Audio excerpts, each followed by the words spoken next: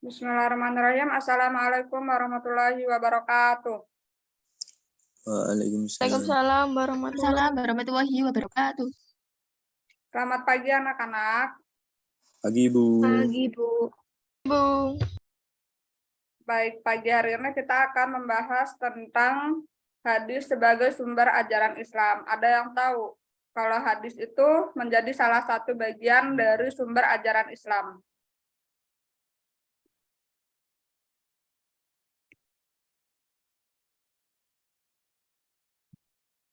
Oke, kita langsung aja ke pengertian hadis. Pengertian hadis itu adalah hadis menurut bahasa, yaitu sesuatu yang baru menunjukkan sesuatu yang dekat atau waktu yang singkat. Hadis juga berarti berita, yaitu sesuatu yang diberitakan, diperbincangkan, dan dipindahkan dari seorang kepada orang lain. Kemudian hadis menurut istilah syara' ialah hal-hal yang datang dari Rasulullah Shallallahu Alaihi Wasallam, baik itu ucapan, perbuatan, atau pengakuan secara takrir. Berikut ini adalah penjelasan mengenai ucapan, perbuatan, dan perkataan hadis menurut istilah syara'.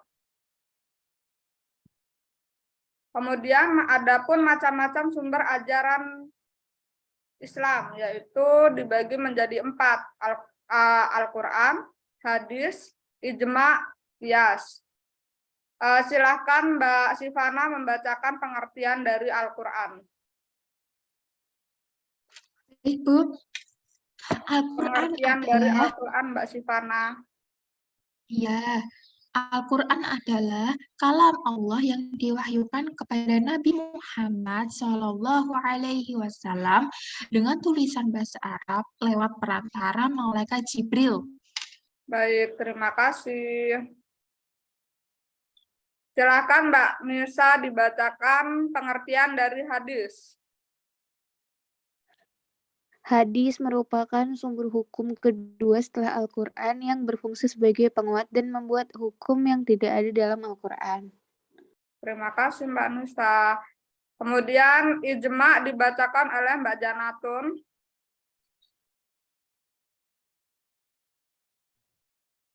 Ijma merupakan salah satu metode dalam menetapkan hukum atas segala permasalahan yang tidak didapatkan dalam Al-Quran dan Sunnah. Sudah, Bu. Terima kasih. Kemudian qiyas adalah merupakan sumber Islam yang terakhir karena Imam Syafi'i memandang bahwa qiyas lebih lemah dari ijma. Nah, kenapa Al-Quran ini menjadi salah satu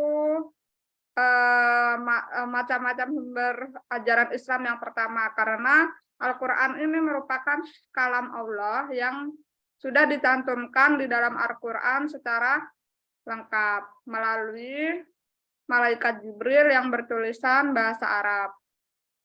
Nah, di dalam Al-Quran juga terdapat tulisan Latin karena untuk mempermudah pembelajaran dan pembacaan ayat Al-Quran yang dikenakan melalui tulisan Latin tersebut. Nah, adapun macam-macam hadis. Hadis qauliyah yaitu hadis Rasulullah Shallallahu Alaihi Wasallam yang diucapkannya dalam berbagai tujuan dan persesuaian atau sesuai dengan situasi yang dari kalam Rasulullah. Kemudian hadis fi'liyah yaitu perbuatan-perbuatan Nabi Muhammad Shallallahu Alaihi Wasallam seperti pekerjaan, melakukan sholat 5 waktu dengan tata caranya dan rukun-rukunnya, pekerjaan menunaikan ibadah hajinya, dan pekerjaan mengadili dengan satu saksi dan sumpah dari pihak penuduh. Dari hadis qauliyah dan fi'liyah ini merupakan perbedaan yang bersifat dari kalam dengan perbuatan. Nah, di sini ada juga yang dimaksud dari hadis takririyah, yaitu perbuatan sebagian para sahabat Nabi yang telah diikrarkan oleh Nabi Muhammad Shallallahu Alaihi Wasallam, baik perbuatan itu berbentuk ucapan atau perbuatan, sedangkan ikrar itu ada kalanya dengan cara mendiamkannya. Nah, jadi dari takririyah ini, dari hadis takririyah, dia itu hadis yang disatukan dari hadis qauliyah ataupun fi'liyah.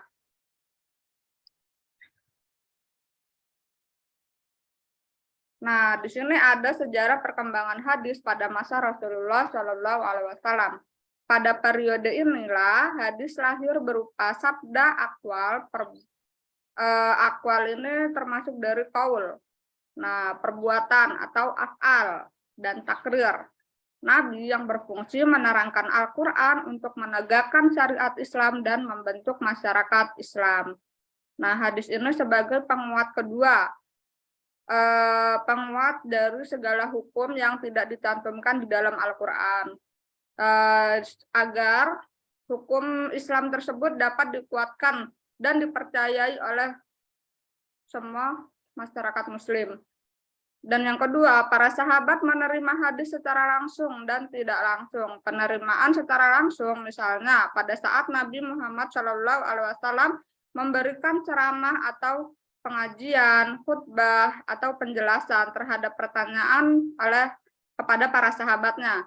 Nah, adapun penerimaan secara tidak langsung itu melalui mendengar dari sahabat yang lain atau dari utusan-utusan yang lain, baik dari utusan yang dikirim oleh Nabi ke daerah-daerah atau utusan daerah yang datang kepada Nabi. Nah, maka dari itu hadis ini diturunkan secara langsung dan tidak langsung. Ketika kita itu melihat dari para sahabat Nabi yang mendengarkan langsung, itu berarti hadis secara langsung. Kemudian jika dia itu mendengar dari utusan atau sahabat-sahabat yang lain, itu merupakan hadis yang tidak langsung. Nah, di sini ada contoh hadis menuntut ilmu yang berbunyi, wa man salaka tariqan yaltamisu fihi ilman sahalallahu lahu bihi tariqan ilal jannati.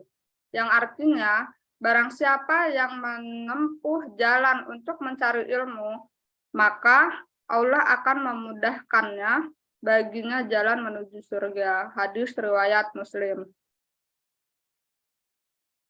Nah,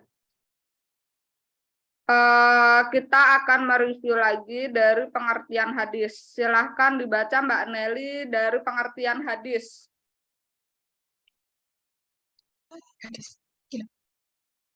Hadis menurut bahasa yaitu sesuatu yang baru, menunjukkan sesuatu yang dekat atau waktu yang singkat. Hadis juga berarti berita, yaitu sesuatu yang diberitakan, diperbincangkan, dan dipindahkan dari seseorang kepada orang lain. Hadis menurut istilah syara ialah hal-hal yang datang dari Rasulullah, baik itu ucapan, perbuatan, atau pengakuan. Berikut. Terima kasih Mbak Nelly. Kemudian dibacakan kembali macam-macam sumber ajaran Islam. Silahkan dibaca Mas Pras.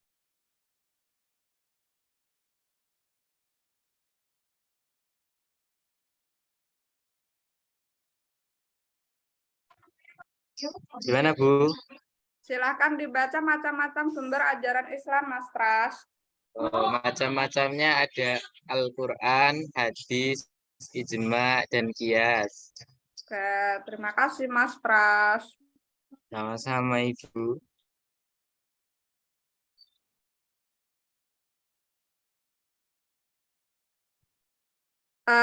Silahkan dijelaskan lagi pengertian dari hadis qauliyah.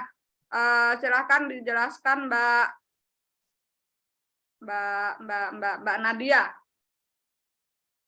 Hadis qauliyah.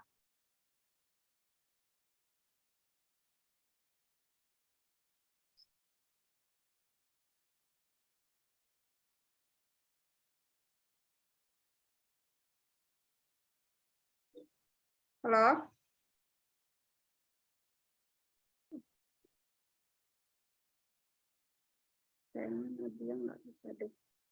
Oke, kita lanjut aja ya ke penugasan. Tugas individu, silahkan cari 2 hadis Rasulullah Shallallahu Alaihi Wasallam yang menjelaskan tentang menuntut ilmu dan dihafalkan ketika pertemuan selanjutnya. Jadi 2 hadis ini kalian cari dulu hadis apa yang menjelaskan tentang menuntut ilmu, kemudian dihafalkan di pertemuan selanjutnya dan maju satu persatu ke depan. Oke, begitu ya anak-anak. Sudah bisa dipahami? Bisa, Bu. Bisa, Bu.